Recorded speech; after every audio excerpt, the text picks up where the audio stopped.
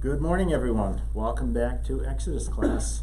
For those of you joining us at home, welcome. We are so happy to have you here today. The people in class have notes that they get every week that are here in class, but you can download them at your site. If you'll just click on that, you'll be able to download notes and have the same notes everybody has here today.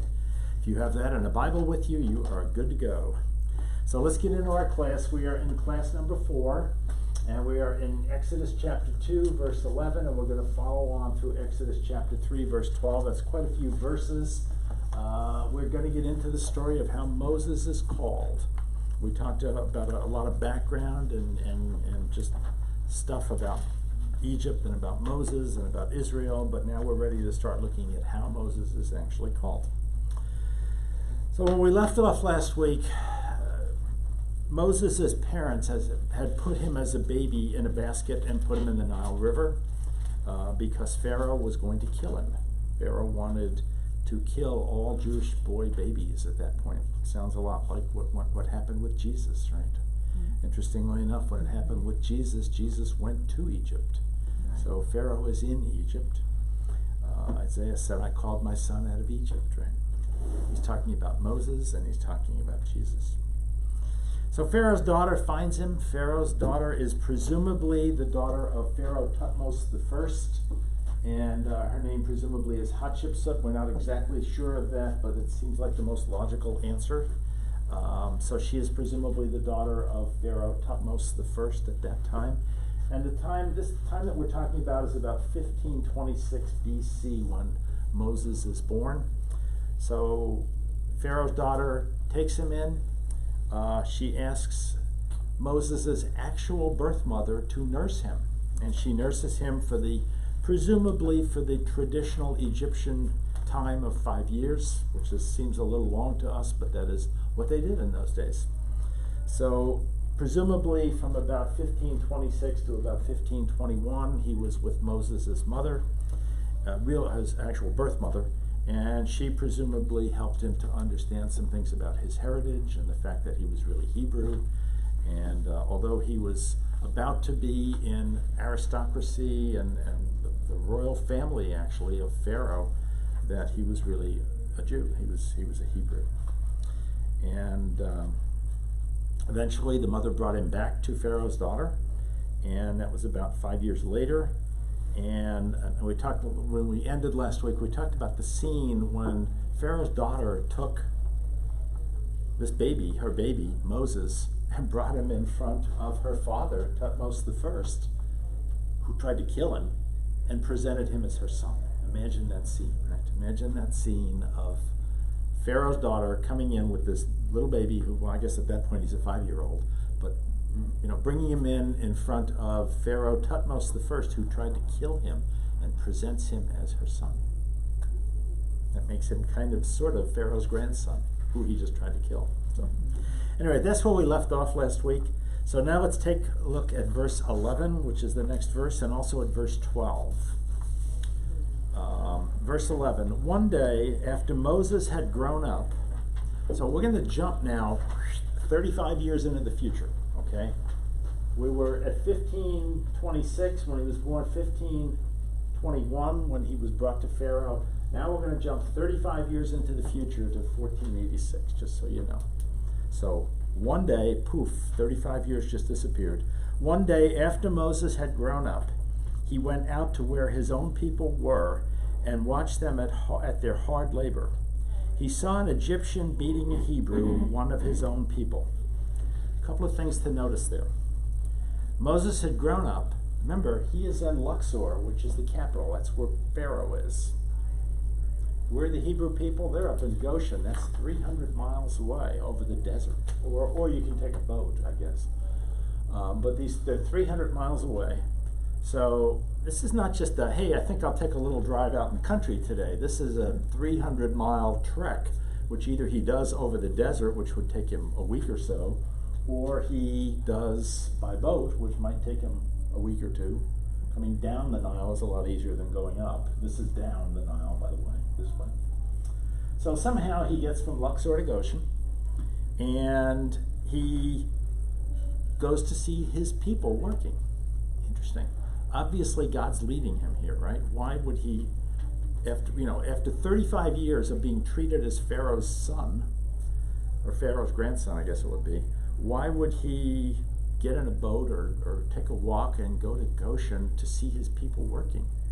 He might have gone back there to see his mother and his family, that's possible.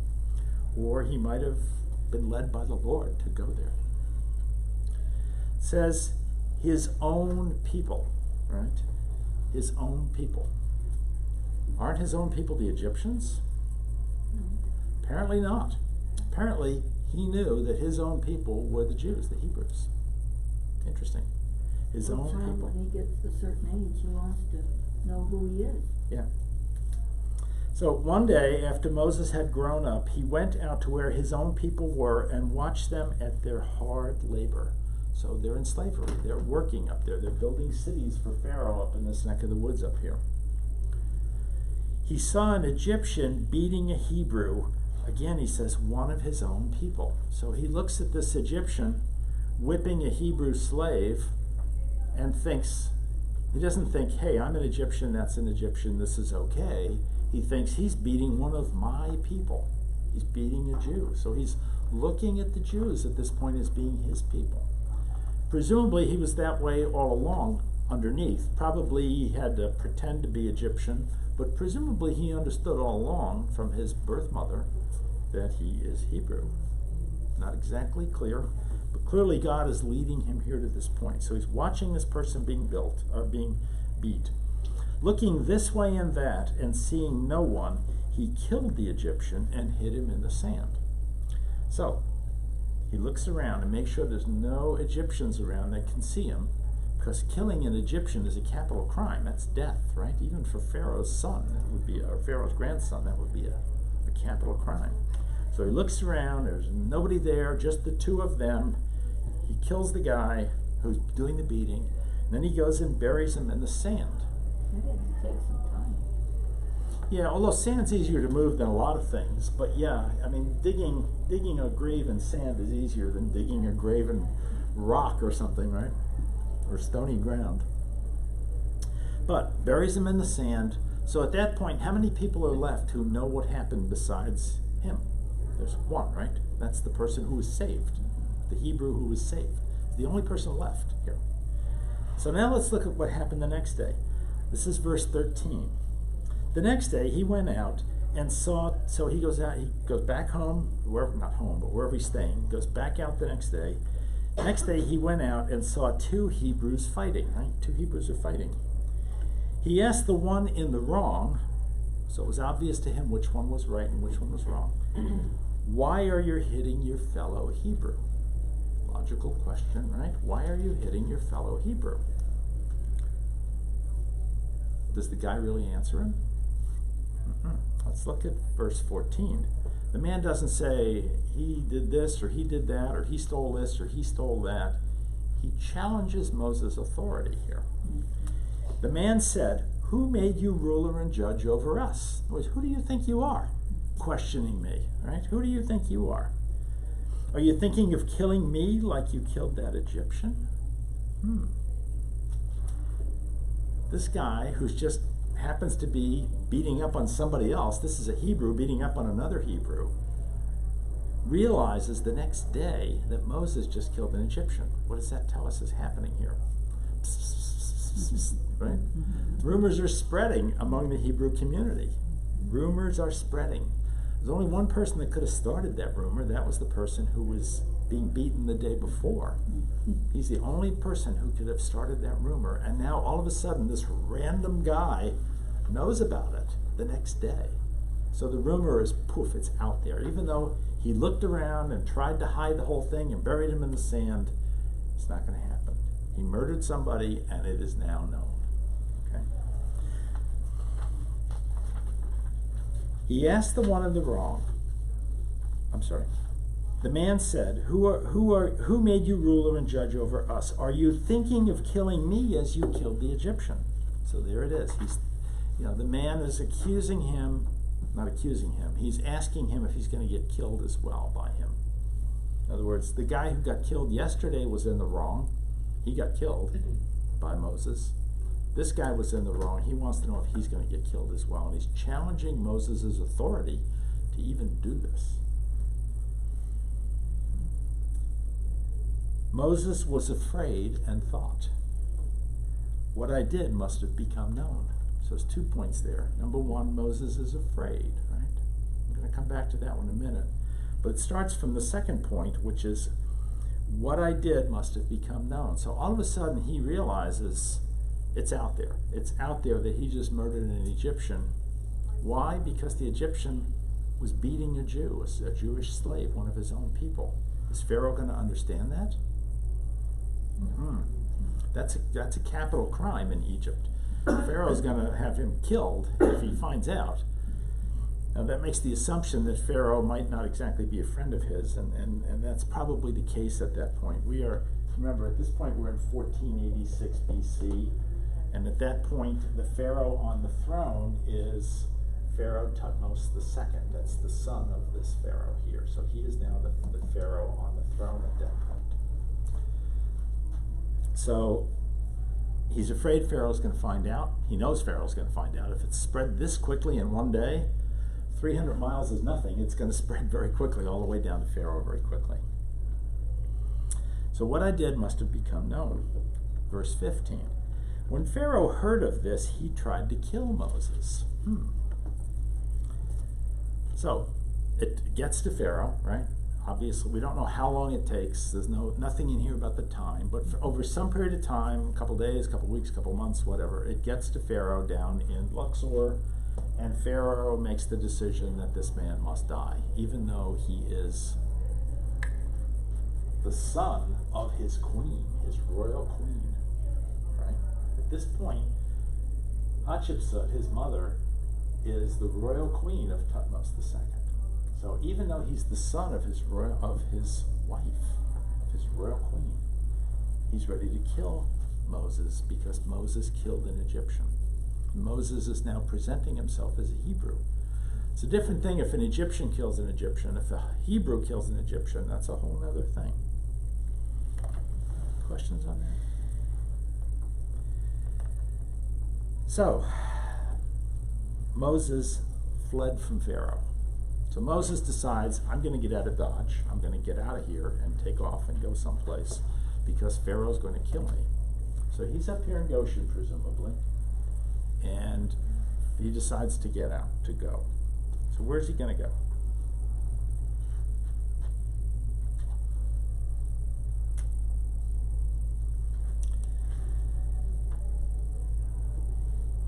He went to live in Midian. So he comes out of here, comes across Egypt. This is where the Suez Canal is today, by the way. There's some little lakes in here. Comes through here and goes over to Midian. Midian, we know exactly where Midian is. Midian is in modern-day Saudi Arabia. Midian is in Saudi Arabia. This is the line today between Jordan and Saudi Arabia. The kingdom of Jordan is here. Saudi Arabia is here. This is the line today. The line goes right into the Gulf of Aqaba. This is the Gulf of Aqaba, by the way, which is part of the Red Sea. This is the Gulf of Suez, which is where the Suez Canal is. So he comes out and goes over to Midian. Okay, so he's now there.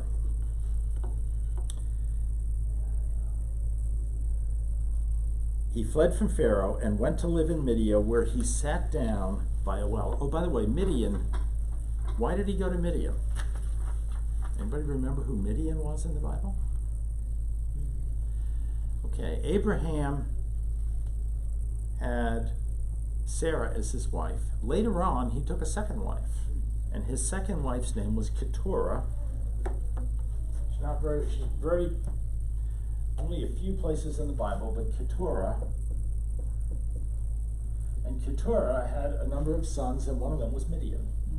Okay, so Midian is the son of Keturah and Abraham. Midian is Abraham's son. Now this is hundreds of years later. So now, Midian eventually, when Jacob took the nation over here, Midian apparently went down this way. And Midian took his family, or whoever was leading his family, took his family down here at that point, down to Midian. So he gets to Midian. Why? We don't know exactly why, other than God led him there, but logical answer is he's probably thinking, okay, how do I get to somebody where I'll be safe? And he's probably thinking, I think I'll go to another tribe that is descended from Abraham.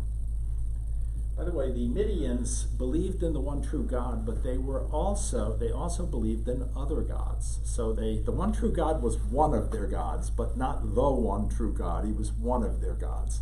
So they believed in other gods as well. So he probably figured I'll be more welcome there. Plus, I'm hundreds of miles away across deserts and a gulf and everything else. So I'll go over there. That's probably his thinking of why he went to Midian,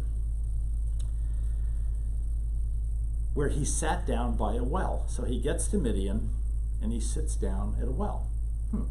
Those of you that have read the Bible a lot, and I know all of you have here, know that when somebody sits down by a well, good things are about to happen, like Jesus by the well with the woman and so on. And wherever you see somebody sitting by a well in the Bible, something good's about to happen. You need to find a well. Yeah, there you go. Let's dig a well in our backyard, right? Now, a priest of Midian, verse 16, now a priest of Midian had 7 daughters, and they came to draw water and fill the troughs to water their father's flocks. So this is a priest. They're now down here. We're going to find out later that they actually go a little bit further, and they're down here actually in this area right here.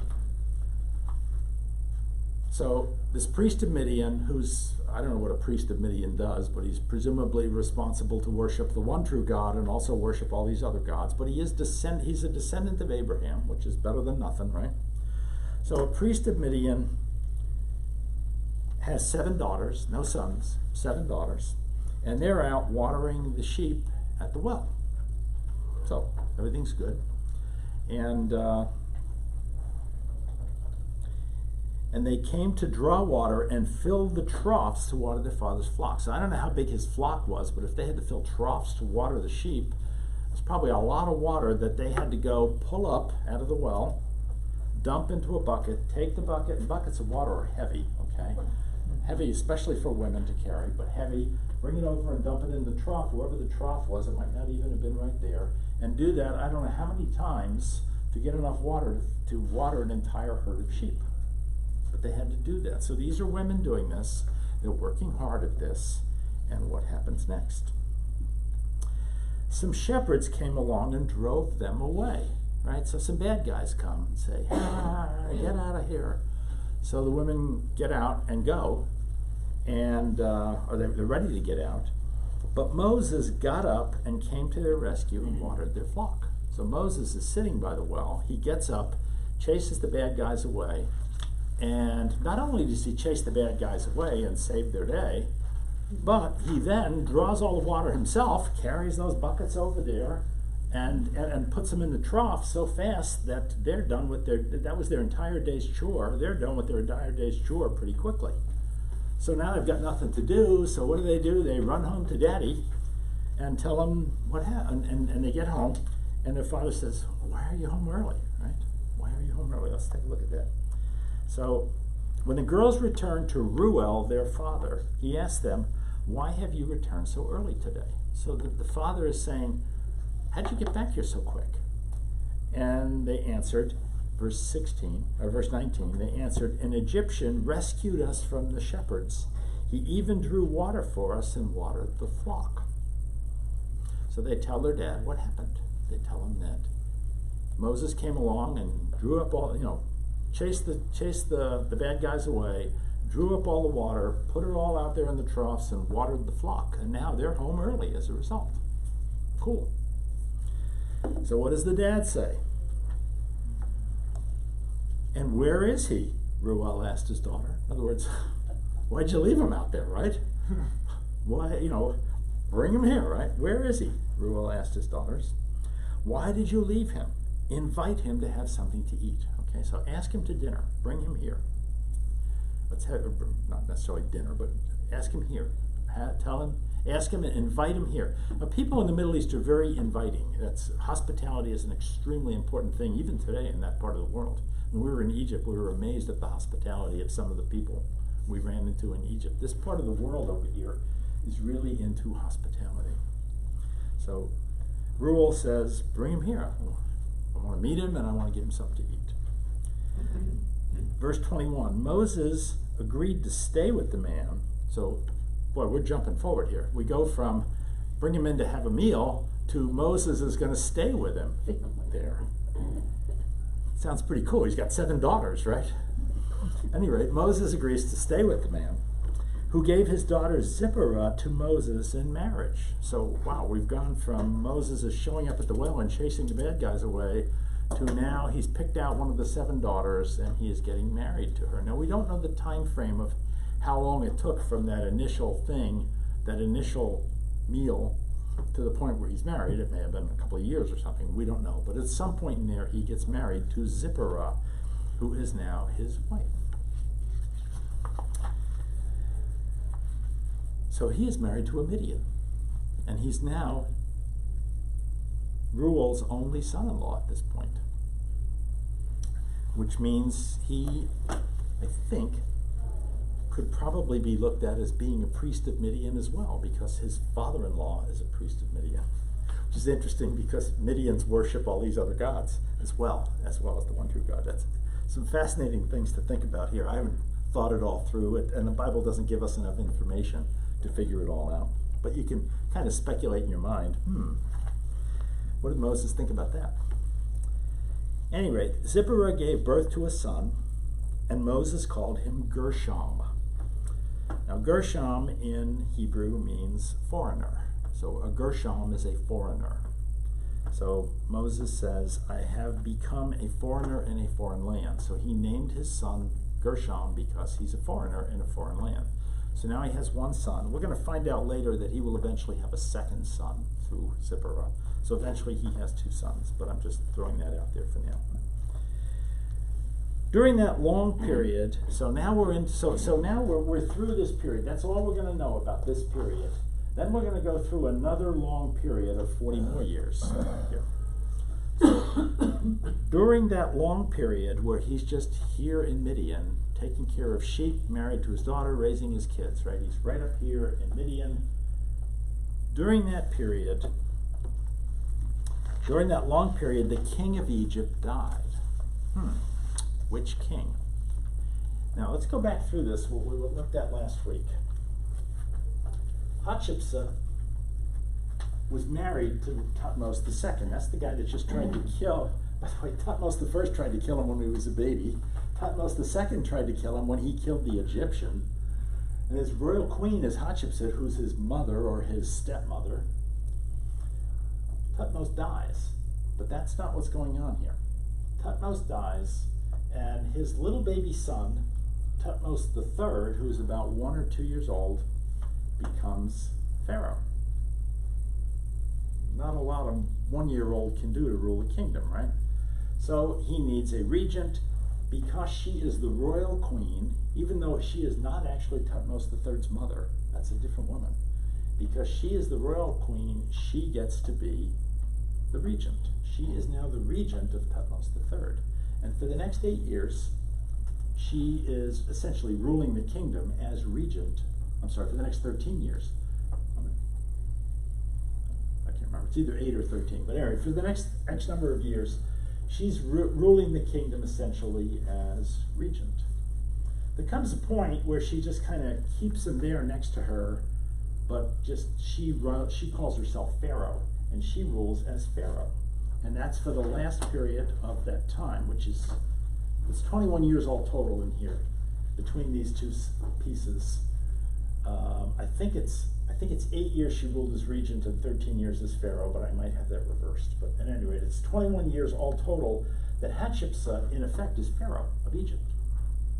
She's regent, and then she's Pharaoh herself.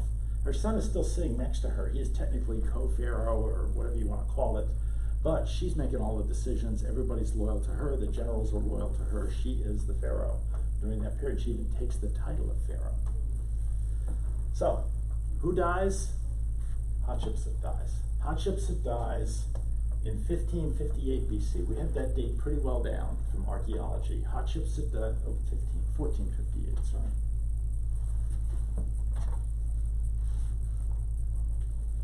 Glenn, you didn't catch me on that one.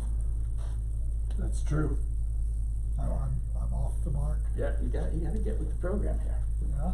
So she dies in 1458 BC. Now, look at the timeline. What's going to happen? 12 years later, the Exodus is going to happen. So we are now into that final period where we're getting ready for the Exodus.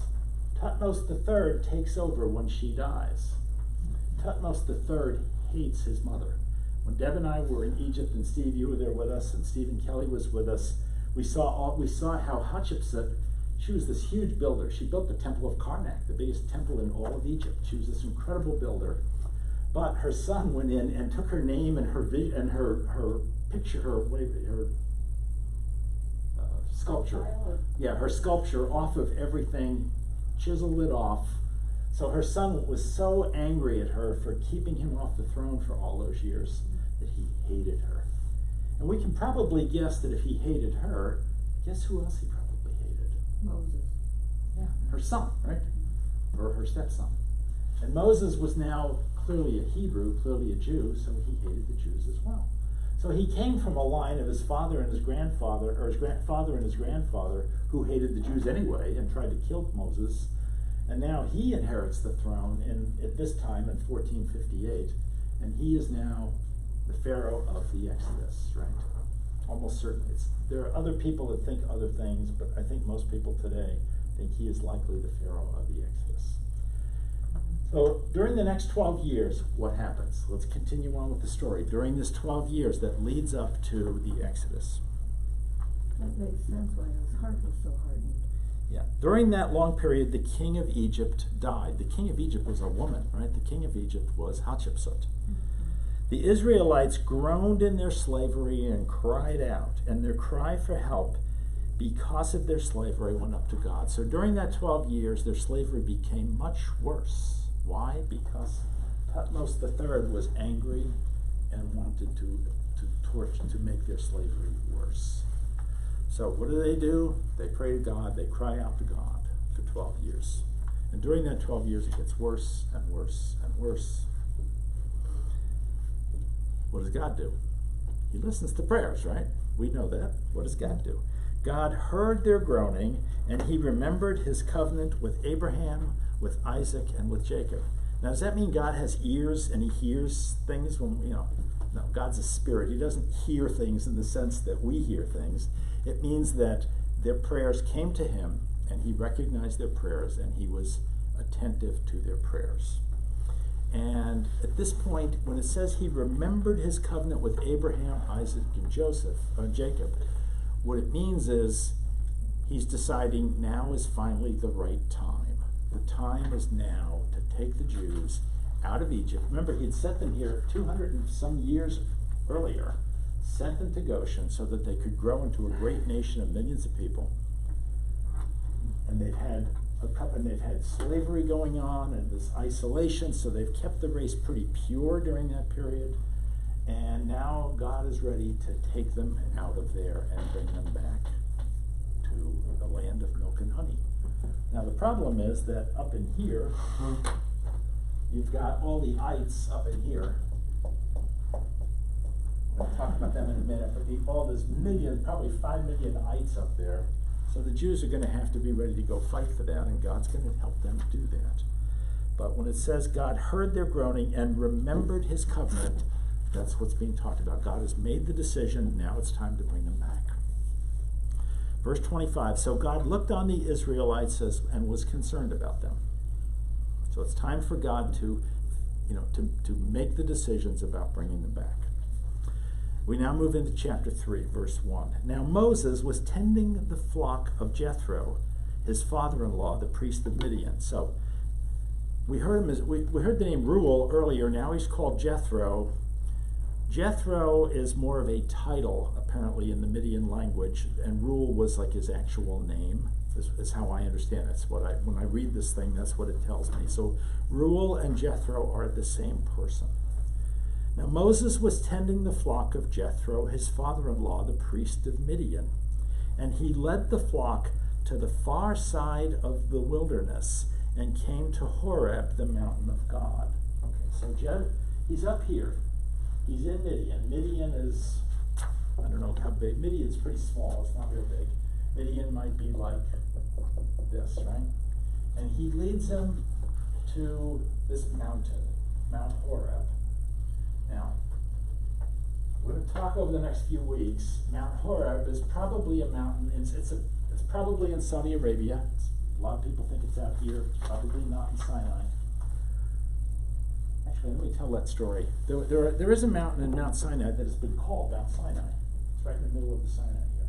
And it was named that by a British archaeologist back in the 1830s, I think, or 1820s. He got there, found the biggest mountain in Sinai, and said, that is Mount Sinai, that is Mount Horeb. And the problem is, in 1967, when the Jews won the war against Israel and took over this area, one of the first things they did was to send tons of archaeologists into that site to figure out if that's true. And they figured out pretty quickly it is not true. There was nothing there whatsoever that maps it to anything on the Bible. So it's almost, even though that's called Mount Sinai, if you look at a map that's called Mount Sinai, it's very unlikely that that is the real Mount Sinai. This is called the Sinai Peninsula here, by the way. And the same guy called it the Sinai Peninsula. And interestingly enough, Mount Horeb is the name that's given in the in Exodus here, but as you get into the Greek, it's called Mount Sinai for some reason. I'm not quite sure. I haven't quite studied that enough to understand that yet. Greek's not my deal, those of you that know me. So that's probably not it. It's probably over here. And the place that, there is a mountain in Saudi Arabia that is called, I don't even know how to pronounce this. I'm going to call it Jabal Maqla, but that might not be the right pronunciation. Those of you that are experts in Arabic can correct me. But there is a mountain there that's called Jabal Maqla. We're going to talk about it over the next few weeks, especially over the next few months, especially when we actually get to the point where the Jews get there later on. But it is a mountain, when you look at it from an aerial view, when you look down on it, it is a mountain that's all made out of granite. And yet the top of the mountain is black. Well, at first people thought, well, that's fine. That's basalt. Basalt is a black form. It's very similar geologically to granite. Typically, basalt is underneath granite. Basalt is heavier, and as granite is forming in the chamber, granite moves to the top floats to the top, and basalt floats to the bottom.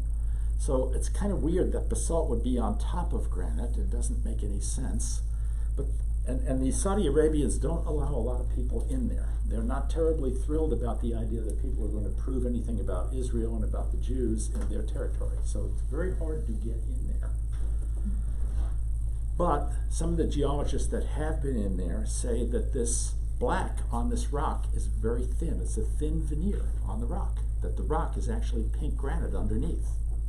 So something black coated that rock. Think about fire descending on Mount Sinai. We're going to talk about that in a couple months when we get to that point where the Jews actually get to Mount Sinai. We have a long ways to go before we get there. But think about that. And I might be able to even get you an aerial view of Jabal Maqla from the air. And from the air, you can really see it. The top of the mountain is black, and everything around it for 100 miles is all pink. So you'll see it when you see it. But this might be the mountain. We don't know. We can't prove it because the Saudis don't allow people in there to really do anything. It's just not something that they want to prove. So is this Mount Horeb? Possibly, maybe, probably. I don't know. This probably isn't. This might be Mount Horeb, maybe. We'll see. That's one of those things. Tune back in about 20 years, and by that point, we probably will have had some archaeological expedition go in there and some geological expedition go in and look at the rocks and find out, is it really basalt, or is it some sort of coating on the granite? And if so, how did the coating get there? What is, I think geologists, enough good, capable geologists would figure this out pretty quickly. Anyway, so he went to the far side of the wilderness and came to Horeb, the mountain of God. There the angel of the Lord appeared to him in flames of fire from within a bush. Who's the angel of the Lord? Gabriel? Jesus. Jesus. The angel of the Lord is used 50 times in the Old Testament. Near as we can tell, every single one of them means Jesus, means God, God himself, not an angel. An angel has a different meaning in the Old Testament than the angel of the Lord. The angel of the Lord means God. Now we're going to confirm that in a couple of verses, because it says here the angel of the Lord appeared to him, and a couple of verses from now it's going to say God's talking to him. So we're going to know very quickly that the angel of the Lord is God. And we also know some other pieces of the puzzle. We know that the only time God ever appears to us, he appears in the person of Jesus. Let me give you 3 examples of that.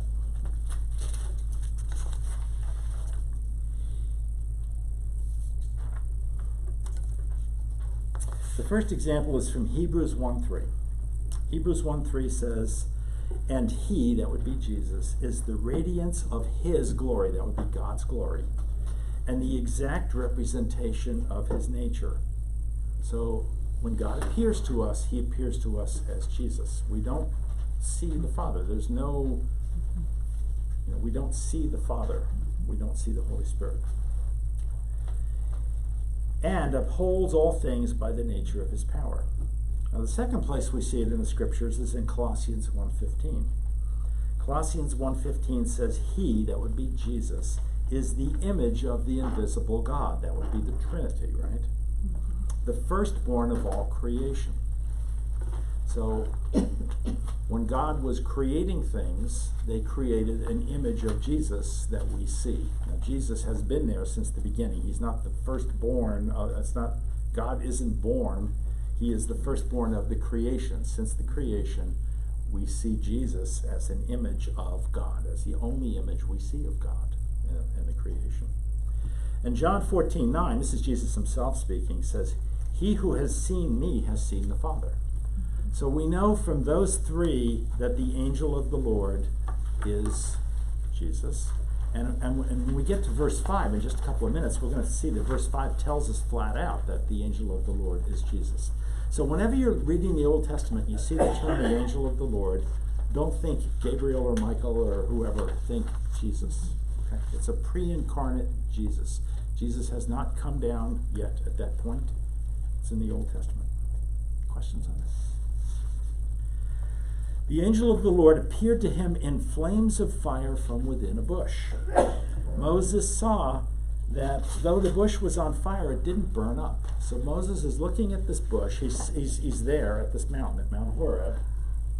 He's looking at the bush, and he sees the bush is on fire, but it's not burning up. I had a fire going last week where I was burning brush. Let me tell you, the brush goes away pretty quickly. When you're burning brush in a fire, it burns up very quickly. Well, this was a bush, which should burn very quickly. It's not like logs. This is a bush, and it's not burning up. So Moses is thinking, what's going on here? What's going on? So verse 3, "So Moses thought, I will go over and see this strange sight, why the bush does not burn up." So Moses says, I think I'll go take a look, right? Find out what's going on. Verse 4, "When the Lord saw that he had gone over to look, God called to him from within the bush, 'Moses, Moses.'" So at this point, when the Lord, is Adonai, which is one of the names of God, saw that he had gone over to look, God, which is Elohim, which is one of the other names of God. We haven't heard the third name yet. We're about to in the next verse, or in a few verses. So we know now that the angel of the Lord who's in that bush is in fact the Lord, Adonai, God, Elohim. That's who he is. It just confirmed it to us right there, that when we see the angel of the Lord, that is God. That is the Lord himself.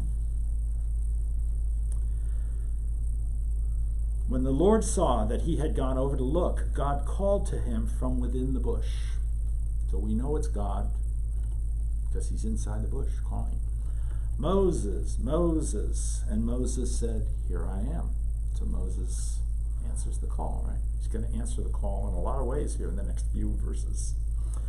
And God says, do not, verse 5, do not come any closer, God said. Take off your sandals, for the place where you are standing is holy ground.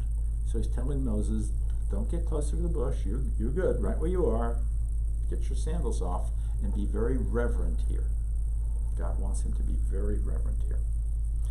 Then he said, I am the God of your father, the God of Abraham, the God of Isaac, and the God of Jacob. So he says, I'm the God of your father, which was his actual father, but I'm also, because you are a Hebrew, and I'm the God of Abraham, Isaac, and Jacob. So now he's identified himself. We know who he is. At this, Moses hid his face because he was afraid to look at God. So Moses, we hear all throughout the Bible, you can't look at the face of God. So Moses, later on, will get a sheen from that. But at this point, Moses hides his face. Doesn't want to look at the face of God. The Lord said, I have indeed seen the misery of my people in Egypt. So Moses didn't raise the subject. God is raising the subject here, right? God is saying, I know about the misery of the Jewish people.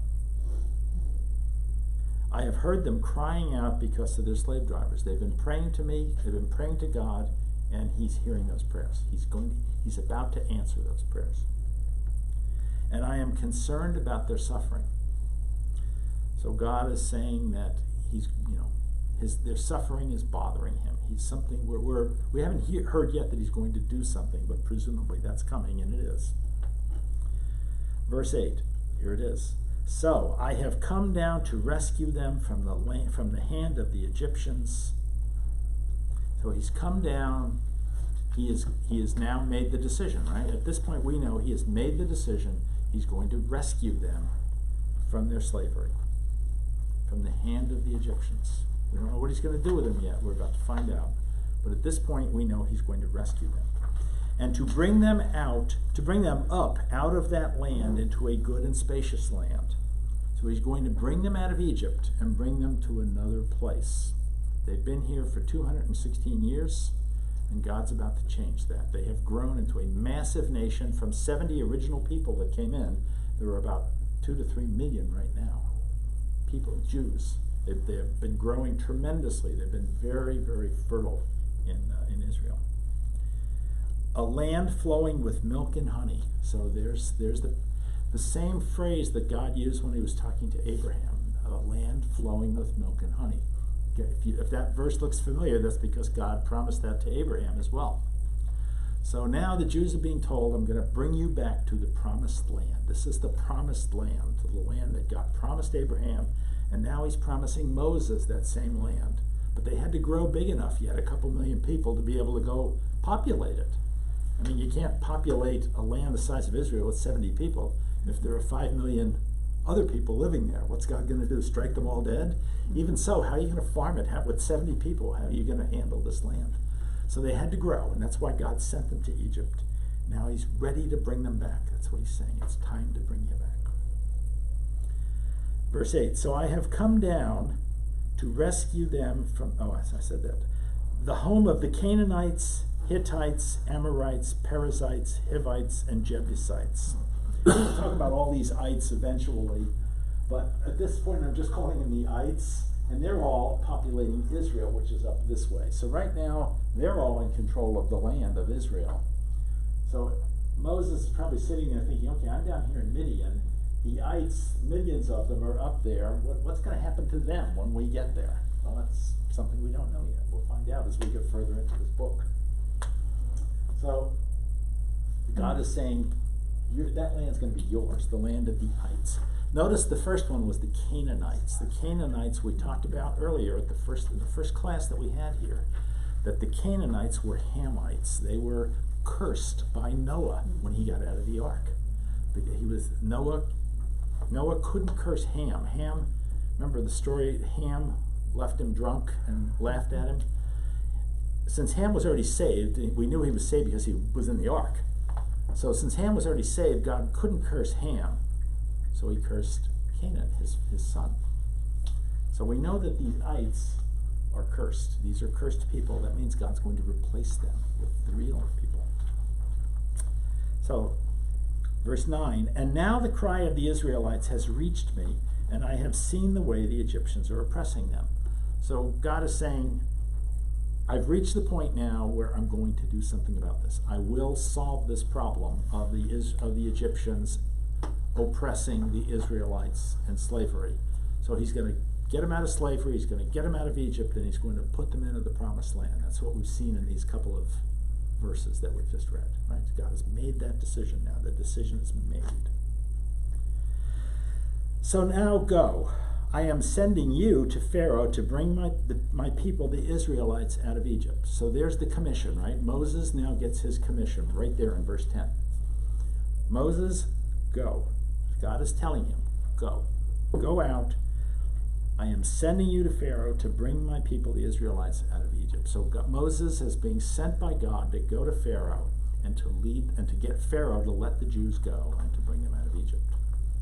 It's going to be easy, right? Just walk up and say, hey, Pharaoh, we used to be brothers. Just let my people go, right? No big deal. It's going to be easy, right? Well, not quite. That's what this book's about. Verse 11, but Moses said to God, so this is the beginning now, and for the next about 50 verses, we're going to see Moses start making excuses. So Moses doesn't exactly just accept his commission and say, sure, Lord, give me my staff and I'm on my way to go see Pharaoh. He's looking for ways out. So here we go. But Moses said to God, who am I that I should go to Pharaoh and bring the Israelites out of Egypt? In other words, me? I'm going to go to Pharaoh? And this big, powerful guy, the most powerful guy in the world, and I'm going to convince him to let the Jews go? Really? And God, in verse 12, God said, I will be with you. There it is, right? Whenever God gives us a ministry or a mission in this world, we need to accept it because we know if it's from Him, He will be with us. That's the key. Whatever it is. Andy talked about that a little bit today in the service. Whenever God gives you a ministry in this world, go for it. If He gives it to you and you know He gave it to you, He will provide. He will get you what you need to get through that ministry. So there it is. I will be with you, and this will be the sign to you. So Moses is about to get a sign from God. Moses is about to get a specific sign for him that God is telling him the truth. And this will be the sign to you that it is I who have sent you, when you have brought the people out of Egypt, you will worship God on this mountain. So we just learned something, right? We just learned that Mount Horeb is going to be the mountain of God, the place where the Jews are going to go. Mount Horeb is going to be that. We don't know yet for sure it's Jabal Machla, however you pronounce it, but we do know that this is going to be the place that God is going to bring the Jews eventually as we get further through the Exodus. Questions? Went through a lot of verses today. If you think this was a lot, wait till next week when we go through all of Moses' excuses. We're going to kind of blow through that a little quicker than we have through some of this other stuff, because it's pretty repetitious in many respects. But basically what we're going to see next week is Moses is going to raise all kinds of questions and all kinds of excuses, and God's going to finally say, get out of here and go do it, right? So this is a lesson that we'll find out next week of, if we don't accept God's challenge quickly, He's going to start to lose patience with us, and He'll become more and more and more directive with us if we do that. So, questions? Just an observation, sorry, where it says several places God's concerned, Yeah. for what He was going to be doing. God's concerned. And your question? It's It's a Hebrew verb. We're translating it into English. Honestly, I don't know enough Hebrew to be able to tell you what other. That verb probably has other meanings in Hebrew. I wonder. In English. One of the things we know, there's 300,000 words in the English language, and there's only, I think, 15,000 words in Hebrew. So pretty quickly we figure out that one word in Hebrew can equal many, many different ideas. So this may just be a translational thing. Does anybody have another word that was used other than "I'm concerned" in verse? What was that verse?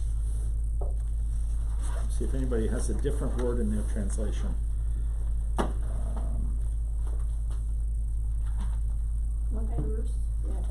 exactly. I'm just trying to where it was find the at. verse here, it's in verse 7, I am concerned, it's in verse 7. It's at the end of verse 7, chapter 3, verse 7. I am concerned about their I'm suffering. aware. I'm aware, okay. So I'm aware would be another English translation of this Hebrew word. I don't honestly know the Hebrew word. I haven't looked it up. I can look that up for you and come back to you next week. But yeah, you see that a lot with Hebrew, and that's why translations are so different. Right. When you're studying, especially the Old Testament, it's not as serious with Greek as it is with Hebrew.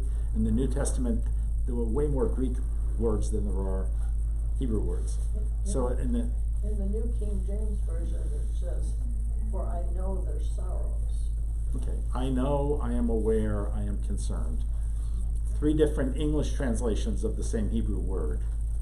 So, we're talking translation issues here. Any other question? So if it says that this Moses hid his face because he was afraid of God, but God wasn't visible, was it? Just this burning bush. Right. But it wasn't God. No. It was a burning bush. Yes, it was a burning bush, but the angel of the Lord was in there. We know that. The angel of the Lord, which would be God, which would be Jesus, was in there. We know that. So Moses realized that he was talking to God. Now, he wasn't seeing God. I don't think anybody's ever seen God in his natural state. I don't think there's anywhere in the scriptures that anybody's ever seen God. We've seen Jesus, which is God in his state, Human form. yeah, in his human form. My connection was, he said he hid his face because he was afraid to look at God, but there wasn't anything to look at the flames. I was just thinking the same thing, but it's more of a reverence. Yeah. It's like, Maybe it's A a worship. translation issue. yeah. I'm thinking there's a place in the Bible that says if you actually saw God, you would die, but I can't Yes, remember there that. is. Yeah. But I don't think God was invisible to him. His voice came out of a burning bush. Uh-huh. Right. The only thing that was visible to him was a bush being burnt that wasn't burning up. Yeah. So again, the translation's a little bit off. Oh, we can read that. Because he was afraid to look at God, well, there was nothing to look at except flames which he already saw. Yeah, I don't want to. We are a couple minutes over. I don't want to keep you. I mean, it's not like you all have to go somewhere. No, but that, when we face God or if we hear his voice, I'd probably fall flat on my face, We had the reverence of it. The reverence of it all. Okay, we're gonna cut the feed. Yeah, we're going to cut the feed at this point. By the way, next week we're getting a new camera. I have not seen.